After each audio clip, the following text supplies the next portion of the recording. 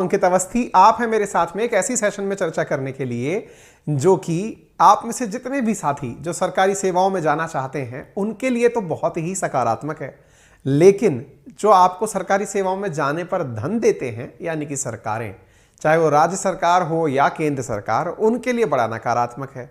तो अभी आप उस पक्ष की तरफ बैठकर हो सकता है कि इस सेशन को सुने कि नहीं, इस घटना का तो लाभार्थी हूं मैं, या फिर इस योजना का तो मैं लाभार्थी हूं, मैं इसका विरोध कैसे सुन सकता हूं। लेकिन अगर संभव हो तो आप अपने आप को बिल्कुल संतुलित रखते हुए किसी भी पक्ष के पक्ष और विपक्ष को पूरी तरह सुनने के बाद निर्णय लें कि आप किस तरफ बैठने वाले हैं।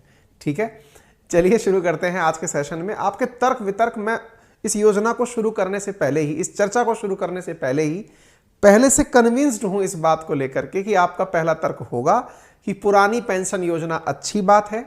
क्यों अच्छी बात है? क्योंकि सर रिटायरमेंट के बाद जब सरकार के साथ, सरकार के अलावा हमारा कोई साथ देने के लिए नहीं खड़ा होता है, तो वो पेंशन ही होती है जो हमारा जीवन यापन कराती है। यही कारण है सरकारी नौकरियों में जाने के प्रति जो आपके मन के अंदर बहुत ज़्यादा भाव पैदा करता है कि भाई सरकारी नौकरी में जॉब की सिक्योरिटी होती है, और दूसरा रिटायरमेंट के बाद में जो आपकी आखिरी तनख्वाह होती है उसकी जस्ट आधा आपको सरकार जीवन पर्यंत, जब तक आप जीवित हैं तब तक देती है, और आपको खुदा न खास्ता कुछ हो जाए तो आपके जो आश्रित हैं उनको वो पेंशन मिलती है। तो ये चीज़ तो सर बहुत अच्छी है। सरकारी नौकरी में जाने का जो सबसे बड़ा मोटिवेशन है वो यही है।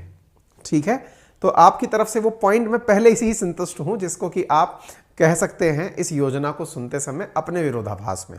लेकिन फिर भी आप सुनिए कि आज की खबर क्या है। आज की खबर यह है कि जो पुरानी पेंशन योजना है उसका आरबीआई जो है उसको लेकर के सभी राज्यों को चेतावनी दे रही है। राज्यों को चेतावनी देते हुए कह रही है कि भैया इस रास्ते पर मत लौटिए, दिवालिया हो जाएंगे। यदि आप लोग इस रास्ते पर लौट गए तो दिवालियापन जो आज हम दुनिया भर में पढ़ रहे हैं, श्रीलंका दिवालिया हुआ, पाकिस्तान दिवालिया हुआ, आपके दिन भी ज्यादा दूर नहीं है। फिर 10 साल के अंदर अंदर सारा मामला सेट हो जाएगा। अब आप मुझे बताइए आपको कौन सी ज्यादा चीज पसंद आने वाली है? आरबीआई के द्वारा दी जा रही नसीहत जिसमें आपको अगले 10 साल के अंदर आपका भविष्य क्या होगा यह दिखाया जा रहा है, या फिर आज की खुशी जिसमें आपको यह पता है अपने पास तो पैसा आएगा, भाड़ में जाए जनता। अब यह बात आपको समझने के लिए आज का सेशन सुनना चाहिए। तो आज के सेशन में हम क्या बताने वाले हैं? ओल्ड पेंशन स्कीम क्या है, आरबीआई मना क्यों कर रहा है, कौन से राज्य ऐसे हैं जो ओल्ड पेंशन स्कीम पर लौट आए हैं, नई पेंशन योजना क्या है, क्या पेंशन का कोई विकल्प है, पेंशन के खिलाफ और पेंशन के पक्ष में क्या प्रमाण है, वो सारी बातें आज के सेशन में करेंगे। ठीक है, तो आपसे गुजारिश है कि एक बार जल्दी से इस सेशन को साझा कर दीजिए, क्योंकि ये सेशन मायनेपूर्ण है, काफी ज्यादा इंपॉर्टेंट है, बहुत साथियों को ये सेशन समझना चाहिए। ठीक है, चलिए आइए। तो सबसे पहले आपके सामने जो बात हो रही है वो क्यों सुर्खियों में आई है उसके पीछे का कारण दे देता हूं।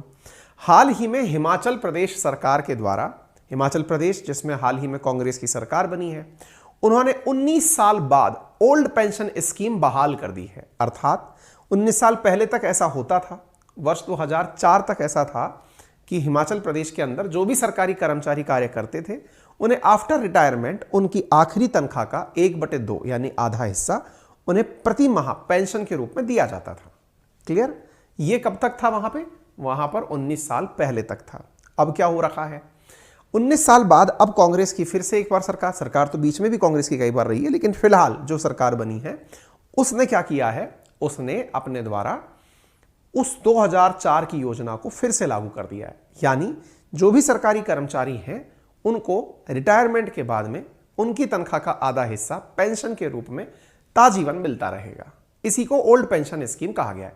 हालांकि आपके मन में एक सवाल हो सकता है, फिर नई पेंशन स्कीम क्या है? इसको ओल्ड पेंशन स्कीम कहा है तो कोई नई पेंशन स्कीम भी है क्या? वो भी है, वो भी आपको बताऊंगा, शुरुआत में ही बता दूंगा। अब ये खबर जैसे ही आती है इसमें साथ साथ एक चीज और जुड़ जाती है, और वो क्या? इससे 1.5 लाख के आसपास 1,36,000 कर्मचारियों को तो फायदा मिलेगा। इसके अलावा ओपीएस बहाल करने वाला ये चौथा राज्य बन गया है। तीसरा, कांग्रेस की प्रतिज्ञा पत्र में इसको पहले से ही साझा किया हुआ था, और 13,200 एनपीएस कर्मचारी हाल ही में रिटायर भी हो चुके हैं। उनका क्या होगा? वो भी एड ऑन हो जाएगा। लेकिन एक चीज मैं आपको यहां पर अतिरिक्त रूप से बता देता हूं। पहले तो मैं ये बता दूं ओल्ड पेंशन स्कीम और न्यू पेंशन स्कीम में अंतर क्या है, और फिर इस खबर पर लौटूंगा। फिलहाल के लिए ओल्ड पेंशन स्कीम और न्यू पेंशन स्कीम समझते हैं। 3 बार बोल चुका हूं अभी तक, ओपीएस के अंदर आखिरी तनख्वाह आपको जीवन भर मिलती है, उसमें इंक्रीमेंट भी मिलता है, ठीक है। न्यू पेंशन स्कीम क्या है मैं वो बताता हूं। 2004 के बाद में एक योजना प्रमोट की गई और उसमें क्या था कि देश के अंदर जितने भी कर्मचारी काम कर रहे हैं, चाहे जहां काम कर रहे हैं, वो अपनी तनख्वाह में से 10%, जैसे सरकारी कर्मचारियों की बात करें तो वो अपनी तनख्वाह का 10% कटा करके सरकार को दे देते थे। मान लो आपकी 1 लाख रुपए तनख्वाह है, उसमें से 10,000 रुपए काट के आपने सरकार को पकड़ा दिए कि सरकार ये आप रखिए। सरकार क्या करती थी कि उसमें इतना ही परसेंटेज अपनी तरफ से मिलाती थी, यानी कि 10,000 के वो कितने बन गए, 20,000। अब उस पैसे को जो 20,000 बना है, सरकार क्या करती थी कि उन दोनों को मिलाकर के शेयर बाजार में इन्वेस्ट कर देती थी। शेयर बाजार में इन्वेस्ट कर देती थी और वहां से जो मुनाफा कमाती थी या मुनाफे से जो पैसा बनता था वो आपके रिटायरमेंट पर आपको पकड़ा दिया जाता था। एक प्रकार से यूं समझिए कि नई पेंशन स्कीम एक प्रकार का म्यूचुअल फंड था। जिस प्रकार से म्यूचुअल फंड के अंदर आप सिस्टमैटिक इन्वेस्टमेंट प्लान चूज करते हैं, एसआईपी चूज करते हैं और एसआईपी के माध्यम से आप अपने पैसे काट काट करके राज्य सरकार को देते रहते, मतलब म्यूचुअल फंड कंपनी को देते रहते हैं और वो आपका पैसा शेयर मार्केट में लगाते हैं। बिल्कुल एनपीएस में भी ऐसा ही था, बस फर्क इतना था कि आपने जितना पैसा दिया उतना ही सरकार भी अपनी तरफ से मिला करके इन्वेस्ट करती थी, ठीक है। तो अब आपके दिमाग में प्रश्न बनेगा, ओपीएस और एनपीएस में अंतर क्या है। ओपीएस यानी ओल्ड पेंशन स्कीम, अंतर सबसे बड़ा यह है कि ओपीएस में आपको अपनी जेब से एक नया पैसा नहीं देना होता है। एक नया पैसा नहीं देना होता है का मतलब आप तो बस अपनी सरकारी नौकरी करिए, जो तनख्वाह आपको अभी मिल रही है वो मिलती रहेगी, एक भी पैसा कटौती का नहीं होगा। और जब रिटायरमेंट हो जाएगा तो आपको आपकी कुल कमाई का, मतलब जो आपका आखिरी तनख्वाह है उसका आधा आपको हर महीने पेंशन में मिलने लग जाएगा। तो ये तो बहुत जबरदस्त स्कीम है।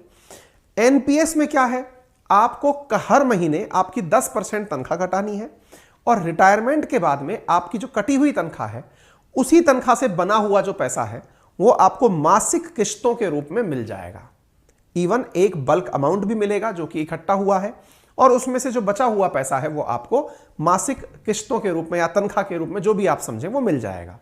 7-8 हज़ार रुपए महीने टाइप से आपको वहां से मिल जाएंगे, ठीक है। ये न्यू पेंशन स्कीम है। सुनते ही लग रहा है कि न्यू पेंशन स्कीम कुछ भी नहीं है पुरानी पेंशन स्कीम के आगे, देखते ही पता चल रहा है।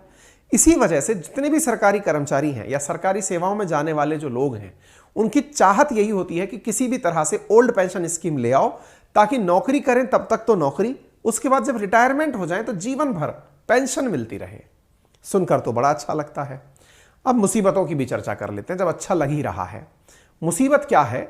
मुसीबत यह है कि राज्य सरकारों के पास आफ्टर रिटायरमेंट लोगों को पैसे देने के लिए पैसे नहीं है। अब आप पूछेंगे ये आपको कैसे पता कि उनके पास पैसे नहीं है? राज्य सरकार ने पैसे दिए हैं, आप कैसे कह सकते हो पैसे नहीं है? अच्छा, अगर पैसे हैं तो आपको मैं हिमाचल प्रदेश का ही उदाहरण, जो कि एकदम ताजा ताजा है, वहीं से समझा देता हूं। लगभग 800 करोड़ रुपए महीने का अतिरिक्त भार आने वाला है, जो मैंने न्यूज में पढ़ा है। हालांकि अभी मैं वेरी मच श्योर नहीं हूं किसके ऊपर, हिमाचल प्रदेश सरकार के ऊपर। एक पहाड़ी राज्य जिसके पास कमाई के संसाधनों का अभाव है, गरीब राज्य पहाड़ी राज्यों को कंसीडर किया जाता है।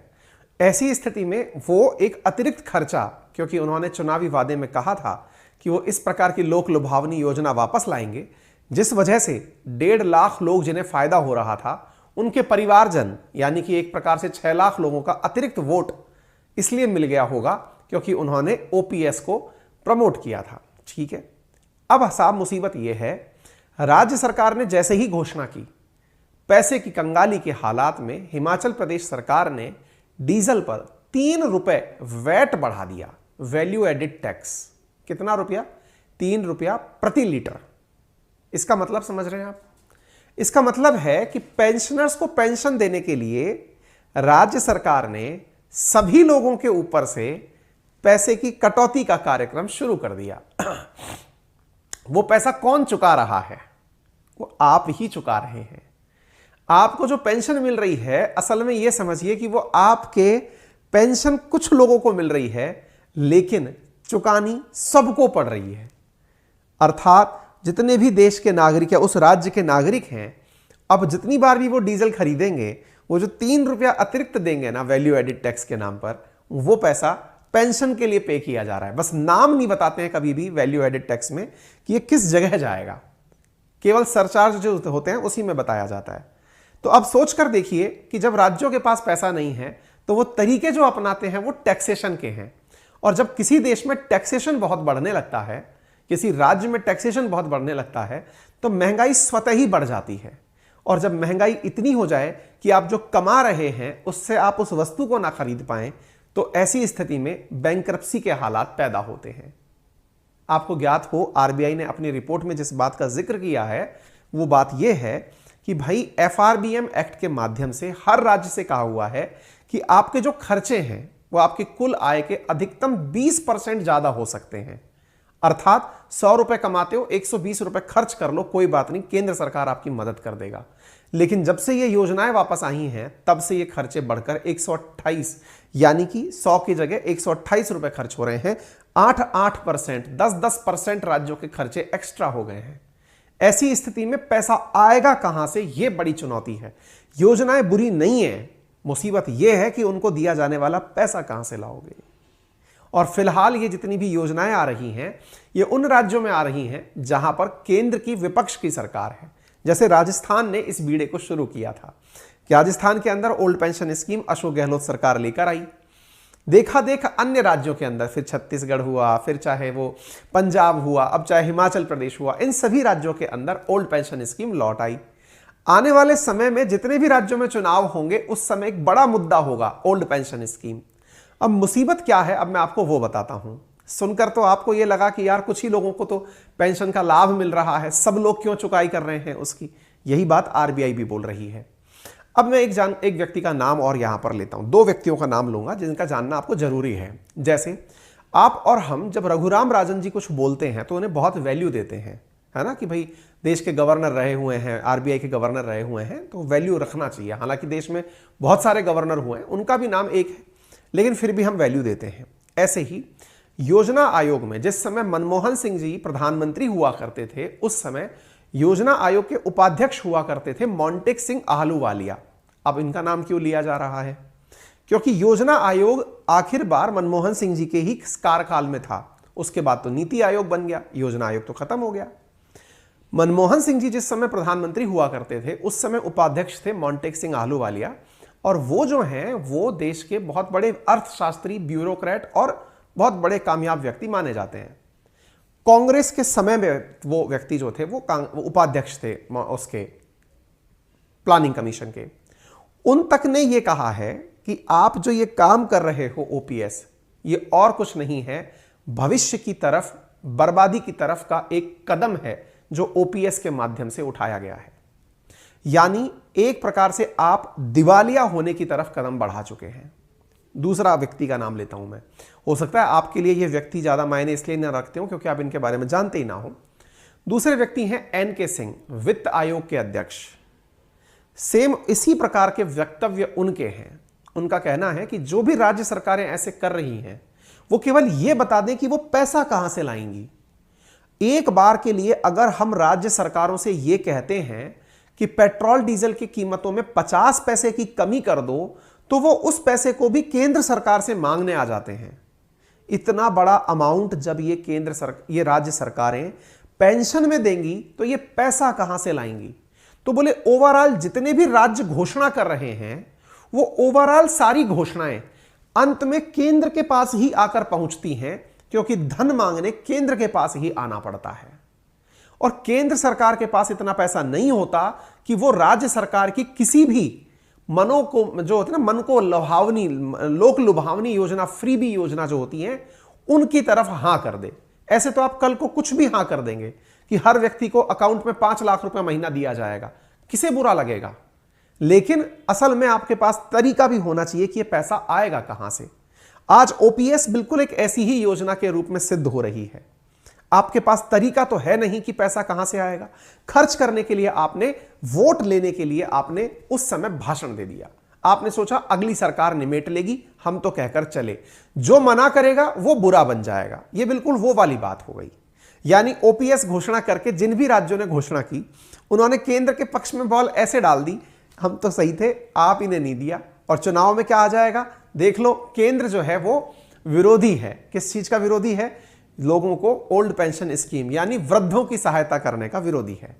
कोई विरोधी नहीं है, बस फाइनेंसेस आपके पास हों, क्योंकि राज्य सरकारों के पास तनख्वाह देने तक के पैसे नहीं रहते।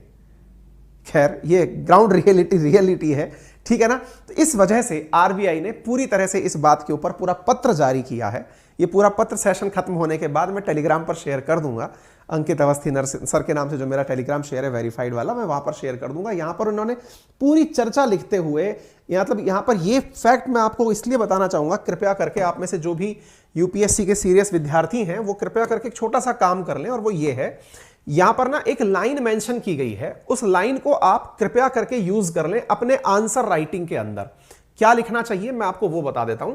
आप यहां पर देखिए, while state debt in budget to ease to 29.5% of GDP in 2022-23 as against of 31.1% of 2029, it is still higher than 20% recommended by FRBM reviewing committee। यानी कि राज्य सरकार जो खर्चे कर रही हैं वो FRBM समिति की सिफारिशों से अभी भी ज्यादा हैं, जो कि होने कितने चाहिए थे? 20% होने चाहिए थे। ये अभी भी बढ़ा करके इन्होंने मतलब 31.1% की तुलना में 29.5% किए हैं। ये अभी भी ज्यादा है। ऑब्वियस सी बात है, 20 के मुकाबले 29 ज्यादा होता है। दूसरी बात, यहां पर जो बात मेंशन की गई है आरबीआई के द्वारा जो पत्र जारी किया गया है उसके अंदर, उसमें यह कहा गया है कि भाई देखिए, स्टेट का जो ग्रॉस फिस्कल डेफिसिट है बजट के अंदर वो डिक्लाइन होकर 4.1 ऑफ जीडीपी रह गया है एज ऑफ 3.4% ऑफ 2022-23।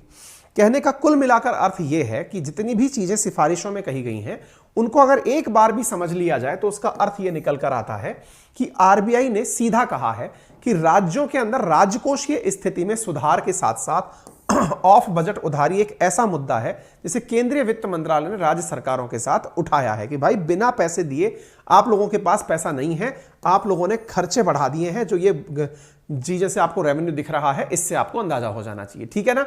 तो ओल्ड पेंशन स्कीम के बारे में इन्होंने क्या कहा वो मैंने आपको बता दिया। फिगर के हिसाब से बात करूं तो बजट एस्टिमेट है 2022-23 का, state are expected to incur a 16% rise in pension expenditure at rupees 4,63,000 crore in 2022 in comparison to 3,99,813 crore in previous year। अर्थात आप सोचकर देखिए कि एक साल के अंदर मात्र 21 मतलब यहां पर 22-23 के अंदर जो खर्चे आपको दिख रहे हैं ये 16% ज्यादा हैं। कितने परसेंट ज्यादा है? 16% ज्यादा है। किससे ज्यादा है? 3,99,813 करोड़ से। केवल आपने इन खर्चों को बढ़ाकर 16% अपने खर्चे बढ़ा लिए, यह बात यहां पर मेंशन की जा रही है, ठीक है ना। तो ओपीएस के प्रति लोग क्यों रहे हैं जब इतनी ही परेशानियां हैं? तो हर राज्य इसके पीछे बावला क्यों हो रहा है? कौन कौन से राज्य ने कर दिया? राजस्थान है, छत्तीसगढ़ है, झारखंड है, पंजाब है, हिमाचल प्रदेश है। क्यों? क्योंकि लोक लुभावनी योजनाएं सुनने में बहुत अच्छी लगती हैं। अब देखो, आप जैसे लोग या शिक्षित लोग भी इसके पीछे कैसे बावले होते हैं मैं आपको वो बताता हूं। ओवरऑल जैसे हिमाचल प्रदेश में 1.3 लाख लोगों को ओल्ड पेंशन स्कीम का लाभ मिलेगा, है ना। अभी उतने ही तो लोग एक्स्ट्रा जुड़े हैं। अगर मैं इनकी बात करूं तो इनकी वजह से जो भी इनकी पेंशन होगी उसकी वजह से राज्य के ऊपर खर्चे बढ़ेंगे, स्वाभाविक है। लेकिन क्या आपको पता है, इनको देखकर ना जाने कितने बेरोजगार युवाओं ने, ना जाने कितने सारे और लोगों ने जो भविष्य के लिए सरकारी नौकरी के सपने संजो के बैठे हैं, वो सब राज्य सरकार के प्रति वफादार हो गए कि यार यही है सरकार जिसने हमारी मांग पूरी की है। यानी ये जितनी भी सरकारें होती हैं, कोई भी सरकार, जैसे आपको याद होगा जब 2019 का लोकसभा चुनाव था तब राजस्थान राज्य के अंदर योजना आई थी लोन माफी की योजना, किसानों का कर्ज माफ कर दो। किसानों का कर्ज माफ करने की फिर एक बयार सी छिड़ी, मतलब किसानों की कर्ज माफी पर किसान को राजस्थान में कर्ज माफ, होड़ा होड़ हर राज्य सरकार ने अपना किसानों का कर्ज माफ किया। आपको लगेगा सर आप किसान विरोधी हैं, आप सरकारी कर्मचारी विरोधी हैं। भाई देखो बात ऐसी है, मैं किसी का भी विरोधी नहीं हूं, क्योंकि ये सब लाभ तो मुझे भी मिलते हैं, लेकिन मैं अपने ही लाभों का विरोध कर रहा हूं। इसका अर्थ समझ रहे हैं आप? इसका अर्थ यह है क्योंकि ओवरऑल अगर आप चीजों को समझेंगे, योजना कोई सी बुरी नहीं है। आपको घर बिठा करके, मेरी तो आपके प्रति यह शुभकामना है कि ईश्वर हमारे देश को इतनी समृद्धि दे कि इस देश की इतनी अधिक आबादी को घर से निकलकर काम करने भी ना जाना पड़े। उनके सबके अकाउंट में 5-5 लाख रुपए महीने क्रेडिट हो, उनके एक भी पैसा टैक्स का ना लिया जाए, उन्हें घर से उठ करके भी बाहर जाने की नौबत ना आए। ये मेरी शुभकामना है आपके लिए। परंतु असलियत बहुत विकट है। असलियत विकट यह है कि साहब घोषणा तो कर दी, लेकिन घोषणा के लिए पैसे भी आप मेरी ही जेब से निकालोगे। बस हमारी जनता इतनी भोली है कि उसे अपनी जेब से जाता हुआ पैसा इसलिए दर्द नहीं देता, उसे लगता है मेरी से ही थोड़ी गया है, उसकी से भी तो गया है, बस इतने में हम खुश हो लेते हैं। यानी पेंशन जब मिलती है ना, तो पेंशन मिलने वाले को खुशी क्या होती है? उसे खुशी ये होती है अपन को तो मिल गया, टैक्स किसने चुकाया? अपने में से तो इतना सा गया, इन सब ने चुकाया। ये जितने भी लोग बेरोजगार टाइप के बैठे हुए हैं, ये सब अपनी जेब में से पैसे चुकाते हैं ताकि मुझे पेंशन मिलती है। और जब मुझे पेंशन मिलती है तो भाड़ में जाए जनता, अपना काम बनता। बस यहीं से ही हमारे देश की सारी राजनीति चलती है। आपको अपना लाभ दिख जाए बस, उसके बाद दुनिया जाए भाड़ में। हमको नहीं है कोई 1% मतलब। देश की सारी जितनी भी फ्रीबीज योजनाएं चलती हैं वो इसी आधार पर चलती हैं। जैसे अब किसानों के पक्ष में आपने सब किसानों का लोन माफ करवा दिया, लान सरकार बहुत अच्छी है। लेकिन साहब उस बारे में कौन विचार करेगा कि इस किसान को कर्ज लेने के प्रति किसने उकसाया था? किसान पागल था क्या जो कर्ज लेने आया था? कर्ज तो शब्द ही बहुत नेगेटिव है। क्यों मजबूर हुआ किसान कर्ज लेने के लिए? क्या कोई बताएगा? कारण है वो जितना कमा रहा था उससे उसकी जरूरतें पूरी नहीं हो रही थी, उसे कर्ज लेकर के अपने काम करने पड़े। इसका मतलब समझ रहे हैं? वो जो कमा रहा था उसकी वैल्यू डिग्रेड हो चुकी है। क्यों वैल्यू डिग्रेड हो चुकी है? जो काम पहले 100 रुपए में होता था अब वो 200 रुपए में भी नहीं हो रहा है। इसका मतलब महंगाई बढ़ गई है। महंगाई कब बढ़ती है? जब टैक्सेशन इंक्रीज हो रहे हैं। आपने इतना पैसा लगा दिया। आज एक बात बताइए, पेट्रोल जो आपको इतने रुपए लीटर मिल रहा है, अगर वो बढ़कर के 100 का भाव 125 में मिलने लगेगा, और चीजें स्वतः ही महंगी नहीं हो जाएंगी क्या? हो जाएंगी। तो आपने पहले तो उसे मजबूर किया कर्ज लेने के लिए, मजबूर करके अब आप उससे कह रहे हो देख मैंने तेरा लोन माफ करा दिया ना, मुझे वोट दे, मैं कितना अच्छा हूं। अरे महाराज, आप अच्छे तब हैं जब उसका आप टैक्सेशन कम करें। आप अच्छे तब हैं जब चीजों को, महंगाई को नियंत्रित करने का प्रयास करें, संसाधन बढ़ाएं, किसान की आय को दोगुना करने का काम करें। स्वामीनाथन आयोग ने जिस समय से यह लाइन बोली थी, क्या कि लोगों को उनके द्वारा जो लगाई गई लागत है उसका आप 1.5 से 2 गुना देने का प्रयास करिए। कोई राज्य सरकार आगे निकल कर नहीं आई। क्यों? क्योंकि अरे इसमें तो हम पकड़ में आ जाएंगे। कैसे? अगर आपको योजना ही लागू करनी है तो राज्य सरकारों से डिमांड की जाए, किसान के लोन माफ मत करिए, लोन तो वो चुका देगा, लेकिन जो उसकी लागत आ रही है ना उसको 1.5 गुना कीमत अदा कर दो, उसकी 2 गुना कीमत अदा कर दो, उसकी लिखित में दे दो कि तेरी इतनी लागत आएगी, इतना चुकाएंगे हम। अजी वो आपको लोन दे देगा फिर। समझे? सरकारें ये नहीं कर सकती। क्यों? इस किसान को चाहिए गरीब गरीब रहे, तब राजनीति प्रमोट होती है। एग्जैक्टली पेंशन स्कीम भी, जिसमें कि आज का यूथ कमाएगा, आप और मैं कमाएंगे, तब जाकर पेंशन भरी जाएगी। सर आप तो एकदम वृद्धजन विरोधी हैं। अजी नहीं साहब, 1% भी वृद्धजन विरोधी नहीं है। हम आपको ऑप्शन देते हैं ना सरकारों से कि सरकार प्लीज ऐसा कर दीजिए, और वो तो बहुत आसान है करना। क्या आसान है बताइए जरा? अरे सर, आप लोग जो सरकारी नौकरी के माध्यम से लोगों को पैसा पहुंचा रहे हैं, रोजगार के साधन बढ़ा दीजिए ना। वृद्धजन भी बहुत सारे काबिल लोग हैं, आप उनको उनके लायक काम दे दीजिए। और अगर एटलीस्ट आपके पास वो नहीं है, तरीका नहीं है, तो आप उनको होने वाली जो दिक्कतें हैं उनको दूर करने की सुविधाएं मुफ्त कर दीजिए। उनका चिकित्सा मुफ्त कर दीजिए, आना जाना मुफ्त कर दीजिए। ये तो आपके हाथ में है ना। वृद्धजन का खर्चा कहां आता है?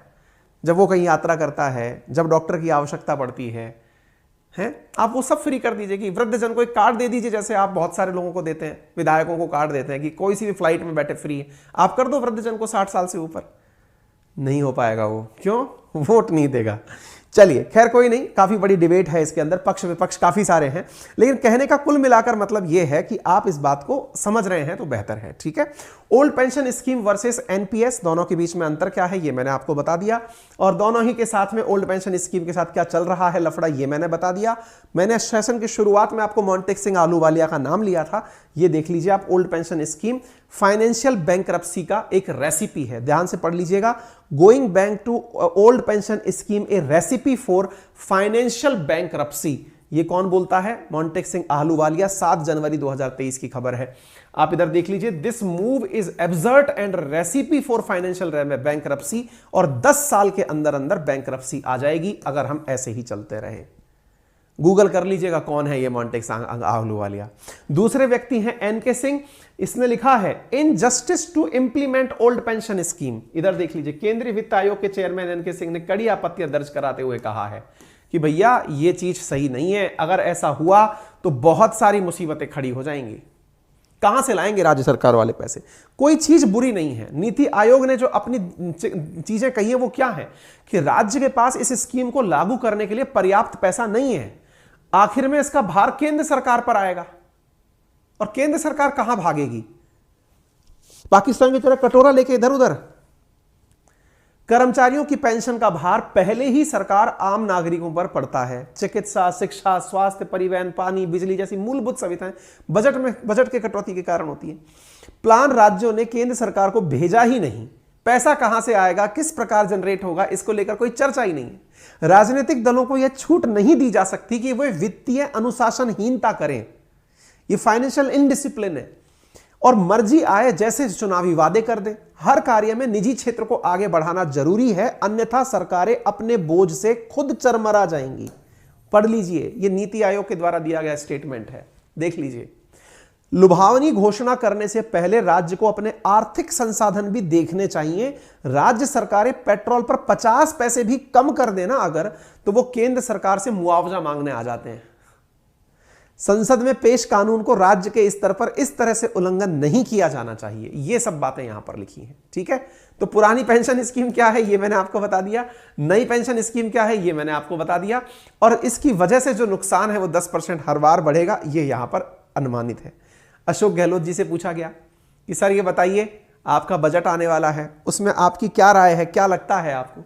तो बोले साहब बात ऐसी है कि ओल्ड पेंशन स्कीम तो अब आके रहेगी और हम इसके लिए पूरी तरह तैयार हैं।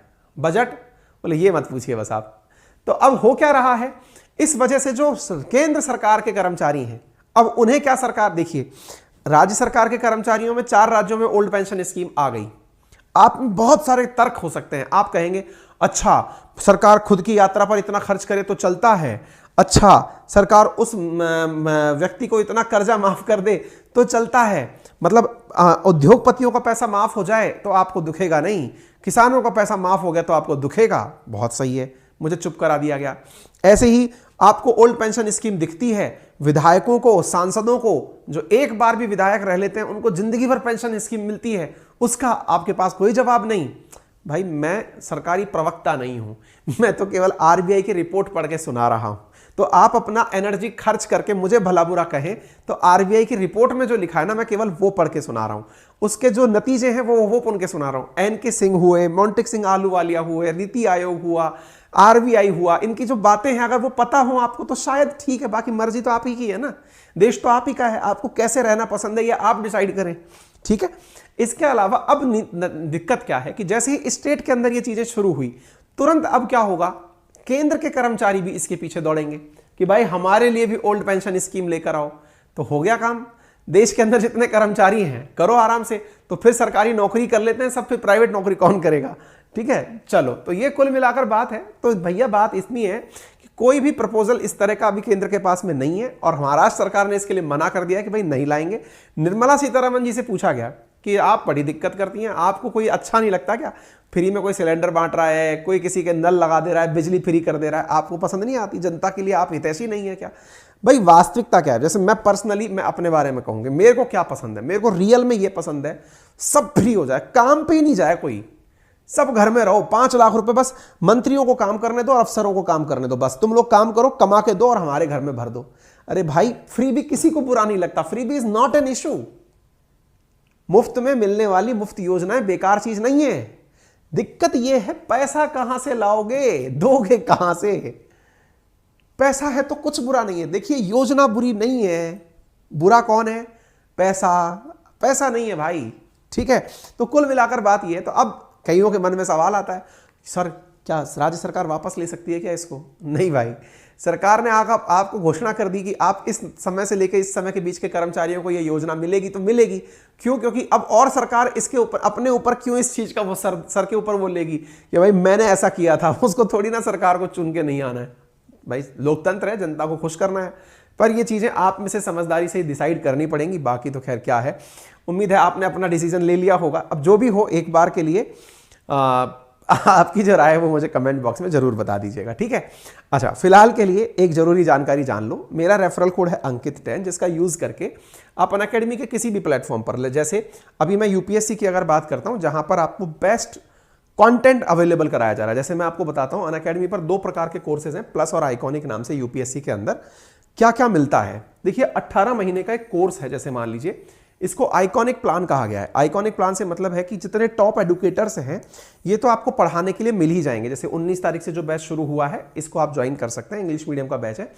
इन बैचेस में होता क्या है कि आपको प्रीलिम्स, मेंस और ऑप्शनल, ये तीनों चीजें आपको मिलती हैं 85,410 रुपीज में 18 महीने के लिए। इसमें और क्या क्या मिलता है? इसमें मिलता है आपको 20 जीएस बुक्स, पूरी तरह से ऑप्शनल का सब्सक्रिप्शन। ये एक ही चीज के अंदर है, यानी 85,000 रुपीज में अगर आप यूपीएससी की तैयारी कर रहे हैं तो आपको किताबें और ऑप्शनल की जो क्लासेस हैं वो सारी एक ही प्रीलिम्स और मेंस के सब्सक्रिप्शन में मिल जाती हैं। वो भी कितने समय के लिए? पूरे 18 महीने के लिए। तो अब आपके लिए यह अमाउंट कितना ज्यादा है या कितना कम है, ये एक रिलेटिव टर्म है। देख करके तो ऐसा लगता है यार बहुत ज्यादा है, लेकिन अगर आपने सही मायने में यूपीएससी की प्रिपरेशन की है तो आपको लग जाएगा यार ये तो बहुत कम है। पूछो कैसे? रीजन इसके पीछे का इतना सा है क्योंकि 85,000 रुपीज दिल्ली जाकर के आपको तैयारी अगर करनी हो इन्हीं टीचर्स के थ्रू, जो ये ऑफलाइन सेंटर पे पढ़ाते हैं, इन्हीं टीचर्स के थ्रू पढ़नी हो ना, तो ये फीस 2 लाख रुपए से ऊपर है, नंबर 1। नंबर दूसरा, आपको वहां रहने का जो खर्च देना पड़ेगा दिल्ली जाकर के, आपका जो ट्रांसपोर्टेशन कॉस्ट होगा वो कई गुना ज्यादा होगा। यानी दिल्ली जाकर तैयारी करना 4 लाख रुपए के आसपास पड़ेगा इन्हीं लोगों से पढ़ना, यदि आप इस कोर्स को इनसे लेते हैं, वो भी पर्सनल मेंटरशिप के अंदर, ठीक है। दूसरी बड़ी बात, ये कोर्स आपको पूरी तरह अवेलेबल रहता है जब तक आप पढ़ते हैं। कंटेंट अवेलेबल होता है, इंडिया के टॉप एडुकेटर्स आपको पढ़ा रहे होते हैं।